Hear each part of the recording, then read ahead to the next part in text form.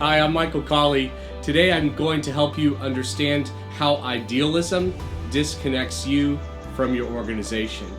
And I'm going to show you how to make coffee with a Keurig. Dude, are we really using a Keurig today? A teal Keurig? We're using a Keurig today to show you how to understand idealism in your organization. I'm Michael Cauley. I help you bring more of who you are to what you do.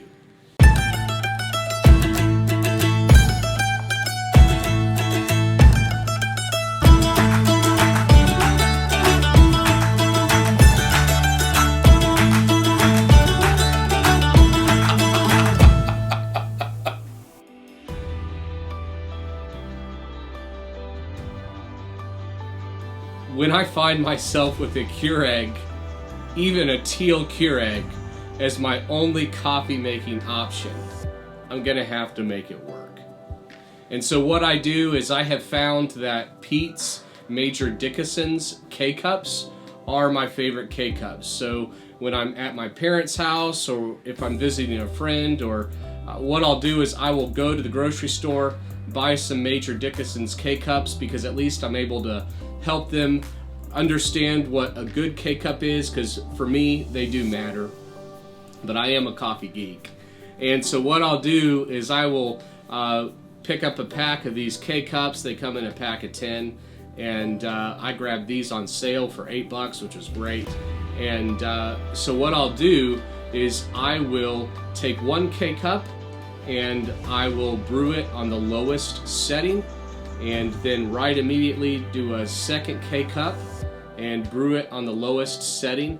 And so I'll have about a 12-ounce cup of coffee using 2 K-Cups, which costs about $1.60, but at least it is a tolerable cup of coffee.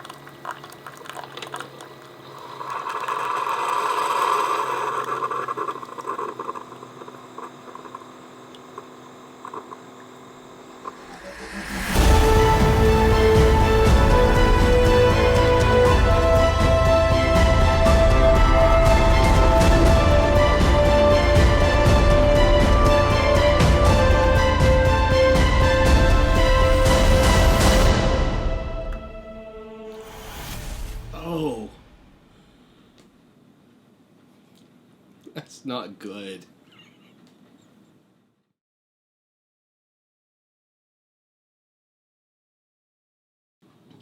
We all have a beginning. My beginning was no longer a beginning when idealism stopped working for me. I knew what I wanted to do when I was a teenager. Well, it was between 2 options. I chose one of the 2. I had a lot of hubris, like all teenagers do. When you finish high school, you've been an athlete in school. I was a gymnast. I don't know how much of an athlete that is, but I could do a lot of upside down push-ups against a wall, flips and stuff like that. It was fun. But I also thought I had a lot to offer. I think a lot of teenagers do. And so I chose a career that I thought I could contribute to, and was doing my best to go to college and get the training that I needed to do so. And what I came to realize was that what my guidance counselor my senior year of high school told me was completely true. He said it is very likely that you will have more than one career. And I thought, no way. I know what I want to do. I know who I am. I know the organization I want to help. But it didn't work for me. It is very likely that you will have more than one career. And in whatever career you find yourself in, the sooner you admit idealism, the sooner you will begin learning how to bring who you are to what you do. Often this happens when we start working a job that we thought would be a career. For me, I began working a job, and 3 years in, I realized, no, 2 years in, I realized that there was a challenge that I wanted to help the organization address. I got a lot of support from the leadership in the organization to do it. It meant I was going to go back to school, I was going to do a project, I was going to do some research and figure out a challenge that I had identified in my work, and the organization was struggling to figure out a way around as well. The challenge for me was thinking that, number one, there would not have to be any change in the organization. Now, let me say that a different way. It was thinking that the organization would be willing to accept the change that was needed. But all of that was still really far down the road. I was still an idealist. I had had a challenge learning how to navigate in terms of politics and relationships in the first assignment that I had. And we all have that, because politics are how we get things done with one another as people. They're not bad as long as people are still valued. And but sometimes I valued the task more than I valued people at that time. And so what I found as I was continuing to learn about myself and try to figure out what I had to bring in terms of who I was, even with the learning and the change and what I knew needed to happen.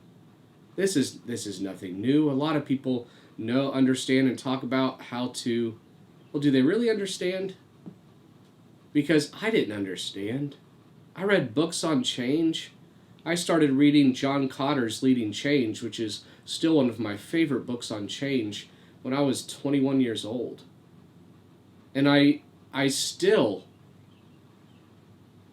am only beginning to understand change. And so for me, that's why it comes back to the question for myself of, when did I become an idealist? When did you become an idealist? I think we're born idealists. I think we have an idea of what we want the world to be, and as we discover who we are, we learn how who we are is going to connect with making a difference in an organization. I think most of us, especially millennials, which are 2/3 of the workforce now, I think that millennials understand how they connect with an organization in order to make the greatest difference. But when we ask ourselves when we became an idealist, we remain longest in our career because we often identify with our career before we identify with ourselves. In other words, we keep idealism with us. Even if we lose idealism as a teenager, or in our college years, or even in our early 20s, even if we keep idealism through our early 20s, mid-20s, and into our late 20s, we do it because we have connected our idealism with our career, because especially in the United States culture, so much of who we are is connected with what we do. And so for that reason, we have to understand a definition of self. And my definition of self is what we do based on who we are.